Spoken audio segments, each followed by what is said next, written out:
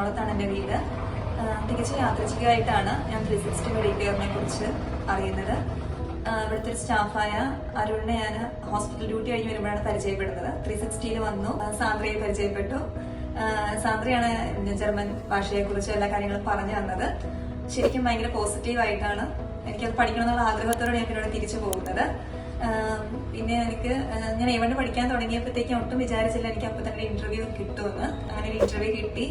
Screening, സത്യം പറഞ്ഞാൽ interview നമുക്ക് ആ ഡേറ്റ് വന്നത് മുതൽ അതിന്റെ സ്ക്രീനിങ് ആയാലും പ്രിപ്പറേഷൻ ക്ലാസ് ആയാലും ഭയങ്കര സപ്പോർട്ടീവായിട്ടാണ് എല്ലാവരും നമ്മുടെ കൂടെ നിന്ന് ഓരോ തവണയും.